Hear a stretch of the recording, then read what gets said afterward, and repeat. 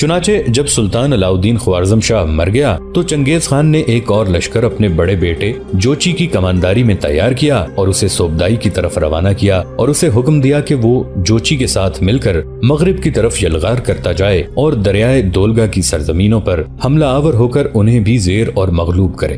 دوسرا کام اسی دوران چنگیز خان کے لیے جو اٹھا وہ ہرات میں بغاوت تھی۔ ہرات میں بہت بری طرح بغاوت ہوئی تھی اور ہرات کی بغاوت کو ختم کرنے کے لیے چنگیز خان نے اپنے بیٹے تولی خان کو مقرر کیا۔ اس نے اپنا سپہ سالار بھی مقرر کر دیا تھا اور اس سے پہلے بھی ہرات کو تولی خان نے ہی فتح کیا تھا، لہٰذا اس بار اٹھنے والی بغاوت کو ختم کرنے کے لیے بھی چنگیز خان نے ایک بہت بڑا لشکر دے کر تولی خان کو ہی روانہ کیا تھا۔ چنانچہ ان دو مہموں کی وجہ سے نظام الدین آر-زوزنی، اولون اور برغا خان ایک روز کوہستانی سلسلے کی چٹان میں بیٹھے سلطان جلال الدین کے متعلق گفتگو کر رہے تھے کہ اچانک برغا خان نے گفتگو کا رخ بدلا اور نظام الدین کی طرف دیکھتے ہوئے کہنے لگا، نظام الدین میرے بھائی، اسلام قبول کرنے کے بعد جتنا احترام، جتنی عزت، جتنی محبت اور جتنی اپنائیت ہمیں ملی ہے وہ تو مجھے اپنے قبیلے میں اور اولون کو چنگیز خان کے ہاں بھی نصیب نہیں ہوئی تھی۔ میں سمجھتا ہوں اسلام قبول کرنے کے بعد ہم نئی زندگی کی ابتدا کر چکے ہیں اور یہ زندگی ایسی ہے کہ اس کائنات کے مالک کے غلام رہ کر بسر کرنے میں اس کا لطف کچھ اور ہی ہے۔ برغا خان مزید کچھ کہنا چاہتا تھا کہ بیچ میں نظام الدین بول اٹھا اور کہنے لگا، برغا خان، اسلام وہ دین ہے جو خدا کی حاکمیت کی بنیاد پر ایک پورا ضابطہ زندگی پیش کرتا ہے اور انسان سے مطالبہ کرتا ہے کہ وہ اسے قبول کرے اور اس کی پیروی کرے۔ خدا کے قانون کے آگے جھکنے اور اس کی اطاعت کرنے کا نام ہی اسلام ہے، اور ہماری مقدس کتاب کے مطابق جو اسلام کے خلاف کوئی اور دین تلاش کرے گا اس سے وہ دین ہرگز قبول نہیں کیا جائے گا۔ برغا خان، دائرہ اسلام میں داخل ہونے کے بعد تم نے خود محسوس کیا ہوگا کہ دین اسلام کی تعلیمات نہایت سادہ مگر جامع ہیں۔ اسلام عقائد سے لے کر عمل تک انفرادی اور اجتماعی زندگی کے لیے ہر طرح سے ہدایت دیتا ہے۔ اس دنیا میں سیاسی، معاشرتی، مدنی اور اقتصادی زندگی کو بھی اتنی اہمیت حاصل ہے جتنی اخلاقی نظام کو حاصل ہے۔ اسلام نے انسانی زندگی کے بنیادی اصول متعین کر دیے ہیں۔ ان اصولوں کی روشنی میں ہر زمانے اور ہر حالت کے تحت قوانین بنائے جا سکتے ہیں۔ اسلام کا نقطہ نظر یہ ہے کہ یہ ساری کائنات کوئی اتفاقی حادثہ نہیں بلکہ ایک ایسی سلطنت ہے جسے اللہ نے بنایا ہے، وہ اس کا مالک ہے، وہی اس کا حاکم ہے، اس کے سوا یہاں کسی کا حکم نہیں چلتا۔ تبھی تو دنیا اللہ کے ان لگے بندھے اصولوں کے تحت چل رہی ہے جسے سائنس نے دریافت کرنا شروع کیا ہے۔ مگر اخلاقی دنیا میں اللہ نے انسان کو اپنا نائب بنایا، اسے علم اور ہدایت دی، تمام قوتیں اس کے مطیع کر دیں، مگر شیطانی اور بدی کی قوت اس کے آگے نہ جھکی۔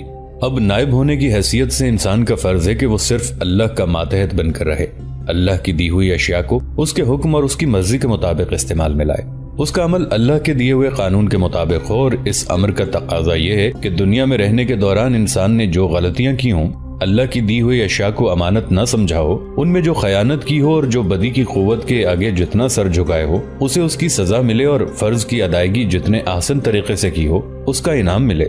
برغا خان، اگر ہم مذاہب عالم کا مطالعہ کریں تو ان میں سے کوئی بھی اپنی موجودہ شکل میں انسانی زندگی کو اس کے تمام پہلوؤں پر محیط نہیں کرتا۔ ان میں سے اکثر مابعدت طبیعیات پر زور دیتے ہیں یا پھر انفرادی زندگی کو اجتماعی زندگی سے الگ کر دیتے ہیں۔ یہ صرف دین اسلام کی برکت ہے کہ اس نے واضح طور پر ایک مکمل ضابطہ حیات پیش کیا ہے۔ اس ضابطہ حیات کی روشنی میں انسان کی سب سے بڑی خصوصیت یہ ہے کہ یہ ایک مکمل الہامی دین ہے، جبکہ دیگر مذاہب عالم کی الہامی تعلیمات مسخ شدہ ہیں اور ان میں سے کوئی ایک اپنی صحیح صورت میں موجود نہیں۔ اسلام کی دوسری سب سے بڑی خصوصیت اس کا منظم ضابطہ حیات ہے۔ انسانی زندگی کا کوئی پہلو اس کی ہدایت سے محروم نہیں رہا، کیونکہ اسلام ان معنوں میں نہیں کہ صرف عبادات پر زور دیا جائے اور یہ انسان کا ذاتی معاملہ ہو کر رہ جائے۔ تیسری بڑی خصوصیت یہ ہے کہ اس میں ایمان اپنی کامل صورت میں موجود ہے۔ یہ ایمان خدا پر، اس کے رسولوں پر، اس کے فرشتوں پر، اس کی بھیجی ہوئی کتابوں پر اور حیات بعد موت پر ہے۔ اس دین کی خصوصیت یہ بھی ہے کہ اس نے دین اور دنیا کی مصنوعی علیحدگی کو ختم کر دیا اور ترک دنیا کر کے تلاش خداوند کو رد کر دیا۔ اسی لیے ہمارے محترم رسول صلی اللہ علیہ وآلہ وسلم نے فرمایا کہ اسلام میں ترک دنیا کا کوئی مقام نہیں ہے، جبکہ دنیا سے اپنا حصہ لینا نظر انداز نہ کرو۔ ایک اور خصوصیت جس سے اسلام کی امتیازی شان ابھر کر سامنے آتی ہے یہ ہے کہ اس نے انفرادیت اور اجتماعیت کے درمیان بڑا توازن قائم کر رکھا ہے۔ یہ ہر انسان کو فرداً ذمہ دار ٹھہرا کر خدا کے سامنے جواب دہ بناتا ہے اور اسے دنیا میں گم ہونے سے روکتا ہے۔ اسلام فرد میں اجتماعی ذمہ داری کا احساس پیدا کرتا ہے، مسلمانوں کو ایک قوم قرار دیتا ہے اور انہیں حکم دیتا ہے کہ وہ معاشرے کی بھلائی کے لیے کام کریں۔ مالدار لوگ فقراء اور مساکین کو کھانا کھلائیں اور وقت پڑنے پر اسلامی ریاست کے تحفظ کے لیے جان کی قربانی پیش کر دیں۔ یہی تو وہ توازن ہے جسے ہمارے محترم پیغمبر صلی اللہ علیہ وآلہ وسلم نے عین اسلام کہا ہے۔ اسی بنا پر ہمارے حضور صلی اللہ علیہ وآلہ وسلم نے فرمایا کہ میں سوتا بھی ہوں اور نماز بھی پڑھتا ہوں، روزہ بھی رکھتا ہوں اور افطار بھی کرتا ہوں، آئلی زندگی بھی گزارتا ہوں۔ بس اللہ سے ڈرو، تمہارے نفس کا تم پر حق ہے، تمہاری آنکھوں کا تم پر حق ہے، تمہارے اہل و عیال کا تم پر حق ہے، تمہارے مہمان کا تم پر حق ہے۔ ہر حق اس کے حقدار کو ادا کرو، روزہ بھی رکھو، افطار بھی کرو، نماز بھی پڑھو، سویا بھی کرو۔ اسلام نے اعمال کی اساس ایمان کو قرار دیا ہے۔ اگرچہ اس امر میں اختلاف ہے کہ کیا ایمان ہی اسلام ہے یا یہ اسلام کا جزو ہے، تب یہ امر یقینی ہے کہ عقیدہ بغیر ایمان اور یقین کے عمل کے لیے محرک نہیں بن سکتا۔ اسلام میں عقائد کو صریح الفاظ میں 5 اصولوں پر مبنی رکھا گیا ہے: خدا پر ایمان، فرشتوں پر ایمان، اللہ کے رسولوں پر ایمان، خدا کی کتابوں پر ایمان اور اعمال کی جزا اور سزا پر ایمان۔ ان حقائق کا اقرار زبان سے کرنا اور یقین دل سے کرنا ضروری ہے۔ انسان سے اسلام کا پہلا مطالبہ یہ ہے کہ وہ ایمان لائے، پھر ارکان اسلام پر عمل کرے جو تعداد میں 5 ہیں، یعنی اللہ کی توحید، حضور صلی اللہ علیہ وآلہ وسلم کی رسالت کا اقرار اور تصدیق کرے، اللہ کے سوا کسی کو معبود نہ سمجھے، اس کی عبادت نماز کی صورت میں ادا کرے، نفس کشی کے لیے رمضان کے روزے رکھے، مال کی محبت دور کرے اور غریبوں اور مساکین کی مدد کرے، انہیں زکوٰۃ دے اور من حیث القوم واحد بیت اللہ کا حج بھی ادا کرے۔ یہاں تک کہنے کے بعد دم لینے کے لیے جب نظام الدین رکا، تب حسین اور خوبصورت اولون بڑی محبت اور بڑے فخریہ انداز میں نظام الدین کی طرف دیکھتے ہوئے کہنے لگی، میں تو سمجھتی تھی کہ آپ ایک عمدہ بے مثل اور لاجواب سالار ہی ہیں، اب مجھے پتا چلا کہ آپ ایک بے حد اچھے مبلغ بھی ہیں۔ اولون کے ان الفاظ پر نظام الدین ہی نہیں، عارض زوزنی اور برغا خان بھی قہقہ لگا کر ہنس پڑے تھے۔ پھر اولون کے ان الفاظ کے جواب میں نظام الدین مزید کچھ کہنا چاہتا تھا کہ 3 اشخاص ان کی طرف آتے دکھائی دیے۔ انہیں دیکھ کر نظام الدین چونکا کہ وہ 2 ہی تھے جو مرنے والے سلطان خوارزم شاہ نے اس کے لیے جاسوس اور ہرکاروں کے طور پر مقرر کیے تھے۔ جب قریب آ کر انہوں نے سلام کیا تو سب نے ان کے سلام کا جواب دیا۔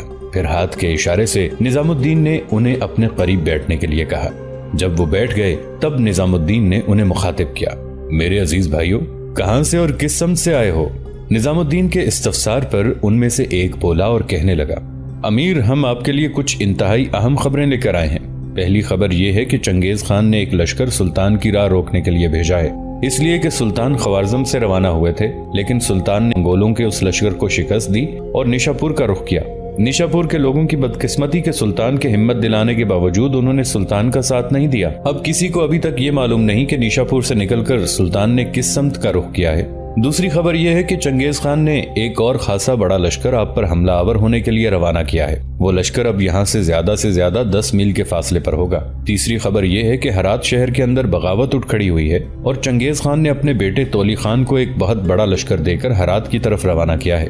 اور چوتھی خبر یہ ہے کہ چنگیز خان نے ایک اور بہت بڑا لشکر اپنے بیٹے جوچی اور سالار صوبدائی کی کمانداری میں دریا دولگا کی طرف کے علاقوں پر حملہ آور ہونے کے لیے بھی بھیجا ہے۔ یہ الفاظ سن کر نظام الدین فوراً اٹھ کھڑا ہوا اور اس کی طرف دیکھتے ہوئے برغا خان، اولون اور عارض زوزنی بھی اٹھ کھڑے ہوئے۔ پھر آنے والے مخبروں کو مخاطب کرتے ہوئے نظام الدین کہنے لگا، سلطان کا ہم بعد میں پتہ کریں گے کہ وہ کہاں ہے، کس سمت کون سے رخ گیا ہے۔ چنگیز خان کے بیٹے جوچی اور صوبدائی کی مہم سے بھی ہمیں کوئی غرض نہیں۔ رہی بات تولی کی تو اللہ کرے ہرات شہر میں پہلے جیسا قتل عام نہ ہو۔ فی الحال ہم نے چوتھی خبر کی طرف دھیان دینا ہے۔ چنگیز خان نے منگولوں کا جو لشکر ہم پر حملہ آور ہونے کے لیے بھیجا ہے، سب سے پہلے ہم نے اس کا بندوبست کرنا ہے۔ تینوں مخبر بھی اپنی جگہ پر سے اٹھ کھڑے ہوئے تھے۔ چنانچہ نظام الدین انہیں مخاطب کر کے کہنے لگا، پہلے تم پڑاؤ کے اندر جاؤ، تمہارے کھانے کا اہتمام کر دیا جائے گا، پہلے کھانا کھاؤ اور اس کے بعد ہم اپنی اسی آماجگاہ سے باہر نکلیں گے۔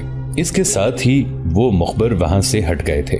ان کے جانے کے بعد نظام الدین نے کچھ دیر خاموش رہ کر سوچا، شاید وہ کوئی منصوبہ بندی تیار کر رہا تھا۔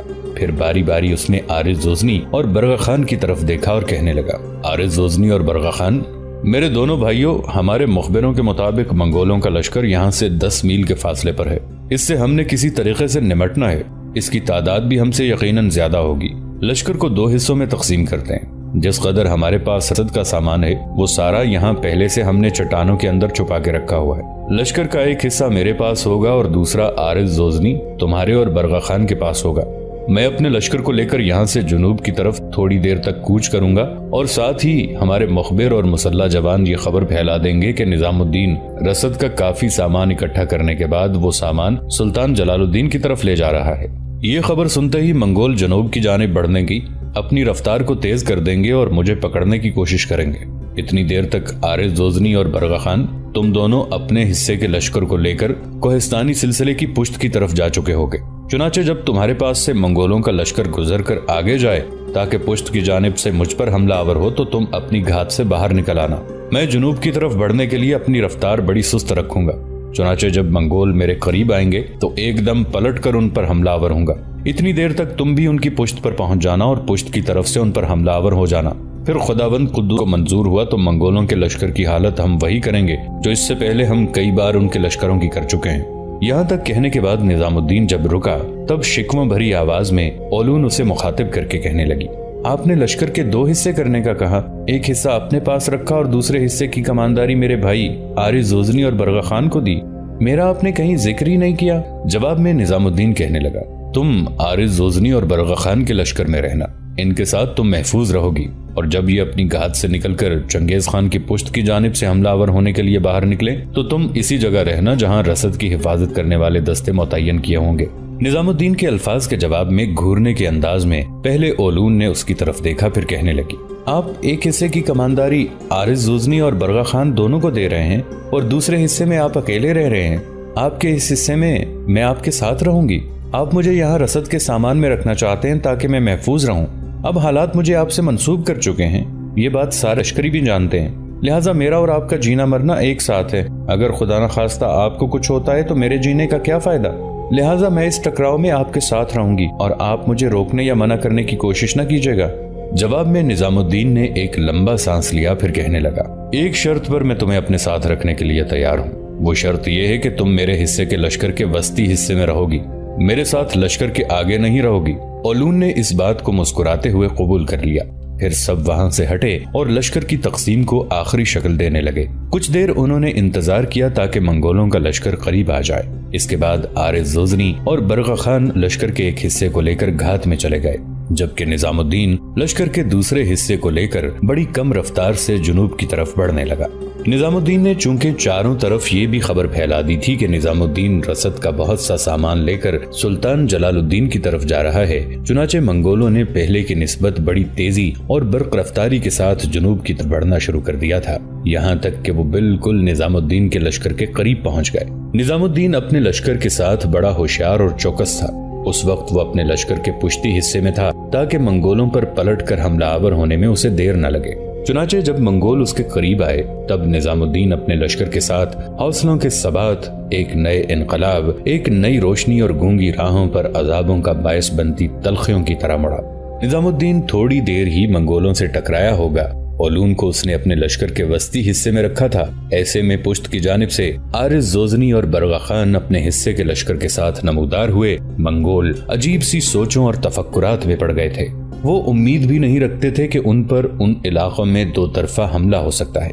وہ تو اس امید پر نظام الدین کے تعاقب میں آئے تھے کہ وہ بیک وقت دو کام کرنے میں کامیاب ہو جائیں گے، نظام الدین اور اس کے لشکر کا خاتمہ بھی کر دیں گے اور جو کچھ رسد کی صورت میں اور دوسرا سامان اس کے پاس ہے اس پر قبضہ کر لیں گے۔ لیکن یہاں معاملہ الٹ ہو گیا۔ سامنے کی طرف سے نظام الدین اور پشت کی جانب سے عارض زوزنی اور برغا خان نے جب ان پر تیز حملوں میں جوش پیدا کیا تب منگولوں کے لشکر میں سوچوں کے بدن لہو لہو اور زیست کی ساعتیں بے ربط اور تن من گھائل ہونے لگے تھے۔ نس نس میں آگ بھرنے لگی تھی، شمشیریں ان گنت لوگوں کو نڈھال و بدحال کرنے لگی تھی۔ منگولوں کا سالار اس سے پہلے کئی بار نظام الدین کے ہاتھوں شکست اٹھا چکا تھا۔ اس بار وہ بڑا لشکر لے کر آیا تھا اور امید رکھتا تھا کہ اس بار وہ نظام الدین پر غالب رہے گا۔ جب اس نے دیکھا کہ اس کے لشکر کے اندر بددلی پھیلنا شروع ہو گئی ہے، اس لیے کہ اس کے لشکریوں کے سامنے مرنے والے منگولوں کی ان گنت لاشیں پڑی ہوئی تھیں، اور جائسی اور اس کے دوسرے ساتھی سالاروں نے جب یہ دیکھا کہ معاملہ خطرناک صورت اختیار کرتا جا رہا ہے، تب انہوں نے اپنے لشکریوں کو للکارا اور پوری قوت سے حملہ آور ہو کر اپنی کامیابی کو یقینی بنانے کے لیے انہیں انگیخت کیا۔ اس کے نتیجے میں منگول وحشی نعرے بلند کرتے ہوئے ایک دم سلگتی خزاں میں سرگرداں ببوکا سی چنگاریوں اور مستی پر آئی لہروں اور سیال آتش کی طرح حملہ آور ہو گئے تھے۔ जवाबी कार्रवाई करते हुए निजामुद्दीन ने भी जोरदार अंदाज में तकबीरें बुलंद की, और जब उसने तकबीरें बुलंद की तो उसके लश्कर में इस अंदाज में तकबीरें बुलंद हुईं कि मैदान और कोहिस्तानी सिलसिले गूंज उठे थे। उसी वक्त यही काम आरिज़ जोज़नी और बरगा खान ने भी किया, और उनकी तकबीरों की बाज़गश्त भी चारों समत एक नया वलवला और जोश पैदा करने लगी थी।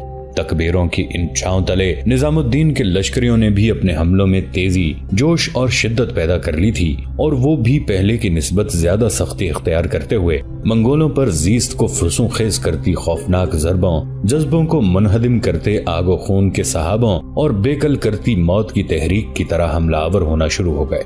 आखिरकार हस्बे साबिक जायसी को बदतरीन शिकस्त का सामना करना पड़ा। वो किसी न किसी तरह अपने लश्कर को बचाकर भाग खड़ा हुआ था, और जो कुछ सामान उनके पास था वो भी छोड़कर भाग गए। जिस वक्त जायसी शिकस्त उठाकर भागा, उसके पीछे पीछे उसके लश्करी भी अपनी जानें बचाने के लिए मशरिक की तरफ भाग गए। तब अपने घोड़े को सरपट दौड़ाती हुई ओलून उस जगह आई जहां निजामुद्दीन दूर तक दुश्मन का ताक़ुब करने के बाद पलटा था। ओलून उसके सामने आई, कुछ देर अजीब अंदाज में उसकी तरफ देखती रही, फिर इंतहाई मोहब्बत और चाहत में उसे मुखातिब करके कहने लगी, आप ठीक तो हैं? आपको कहीं जख्म तो नहीं आया? ओलून ने ये इसलिए पूछा था कि निजामुद्दीन के कपड़े बुरी तरह खून आलूद हो रहे थे। जवाब में निजामुद्दीन मुस्कुराया और नफी में गर्दन हिलाते हुए कहने लगा, मुतमईन रहो, मैं बिल्कुल ठीक हूँ। इतनी देर में एक तरफ से आरिज़ जोज़नी और बरगा खान भी अपने घोड़ों को दौड़ाते हुए वहां आ गए। सबसे पहले जख्मी होने वालों की देखभाल की गई। इसके बाद निजामुद्दीन आरिज़ जोज़नी की तरफ देखते हुए कहने लगा, आरिज़ जोज़नी मेरे भाई, अपने कुछ आदमी रवाना करो। वो ये जानने की कोशिश करें कि सुल्तान जलालुद्दीन इस वक्त अपने लश्कर के साथ कहाँ गया है, ताकि जिस कदर रसद का सामान हमारे पास जमा हो चुका है इसको लेकर हम सुल्तान से जा मिलें। आरिज़ जोज़नी और बरगा खान ने इससे इत्तफाक किया था। इसके बाद वो अपने जख्मी होने वाले सारे साथियों की देखभाल करने के बाद अपने लश्कर को लेकर उसी कोहिस्तानी सिलसिले की तरफ चले गए थे जहां उन्होंने कयाम कर रखा था। दरअसल ये लहिस्तान का एक ऐसा कोहिस्तानी सिलसिला था जहां एक दर्रा था जिसमें से कोहिस्तानी सिलसिले में दाखिल होकर उसकी चोटी पर चढ़ा जा सकता था। उस दर्रे के अलावा उस बुलंदोबाला कोहिस्तानी सिलसिले पर चढ़ने का और कोई रास्ता नहीं था। जहां निजामुद्दीन ने अपने लश्कर के साथ कयाम कर रखा था उसकी पुश्त पर उससे भी बुलंद कोहिस्तानी सिलसिले थे, लिहाजा पुश्त की तरफ से भी कोई हमला आवर नहीं हो सकता था। जिसने भी आना था सामने की तरफ से उस कोहिस्तानी सिलसिले के साथ साथ आना था, लिहाजा वो मकाम निजामुद्दीन के लिए बेहद महफूज था। चुनाचे मंगोलों का सारा सामान वहीं मुंतकिल कर दिया गया। इस बार मंगोलों के सामान से निजामुद्दीन के हाथ बहुत से खेमे भी लगे थे। निजामुद्दीन के पास पहले भी कुछ खेमे थे, लेकिन चूंकि वो खेमे लश्कर में पूरे नहीं हो सकते थे, लिहाजा न लश्करी खेमे नस्ब करते और न ही निजामुद्दीन आरिज़ जोज़नी और बरगा खान खेमे इस्तेमाल करते थे, ताकि किसी को ये एतराज न हो कि सालार तो खेमों में रहते हैं और लश्करियों को खुले आसमान तले रखा जाता है। लेकिन अब जब उनके पास काफी खेमे हो गए तब 5-6 लश्करियों को एक एक खेमा मुहैया कर दिया गया। इस तरह सुल्तान के महल्ले वक़ू के मिल जाने तक निजामुद्दीन ने अपने लश्कर के साथ वहीं कयाम करने का फैसला कर लिया था। दूसरी तरफ चंगेज खान ने अपने छोटे बेटे तोली खान को हरात शहर की बगावत फरू करने के लिए भेजने के साथ साथ एक और लश्कर भी मुकर्रर किया जिसकी तादाद काफी ज्यादा थी, और उसके जिम्मे ये काम लगाया कि सुल्तान जलालुद्दीन और निजामुद्दीन को किसी भी सूरत एक दूसरे से मिलने न दिया जाए। जहाँ तक तोली खान का ताल्लुक है तो वो एक जर्रार लश्कर लेकर हरात शहर की तरफ बढ़ा। तोली खान जुल्म करने और वादा खिलाफी करने में अपने बाप चंगेज खान से भी आगे निकला। मौर्रिखीन लिखते हैं कि एक खुरासानी शहजादा अपने हालात जिंदगी में लिखता है, मैं उस जमाने में अपने किले में रहा करता था जो एक ऊंचे संगलाख कोहिस्तानी सिलसिले पर वाक़ था। ये खुरासान के बड़े किलों में शुमार होता था। ये किला मेरे आबाओ अजदाद के तसर्रुफ में था, जबकि इस इलाके के लोग मुशर्रफ बा इस्लाम हुए थे। चूंकि ये किला सूबा के मुस्तक़िर के करीब था, इसलिए ये उनके फरूर कैदियों और मंगोलों के हाथों असीरी या मौत से पनाहगुज़ीन बाशिंदों के लिए पनाहगाह का काम देता था। मौर्रिखीन मजीद लिखते हैं कि कुछ अरसा बाद मंगोल उस किले के सामने नमूदार हुए। दोस्तों, आज के लिए इतना ही। इसी कहानी की अगली किस्त के साथ बहुत जल्द हाजिर होंगे। नीचे कमेंट सेक्शन में अपनी राय का इजहार जरूर कीजिएगा। हमारे इस चैनल को सब्सक्राइब करके नीचे मौजूद बेल आइकन को भी जरूर क्लिक कीजिएगा। अगली मुलाकात तक के लिए हमारा और आपका अल्लाह निगहबान।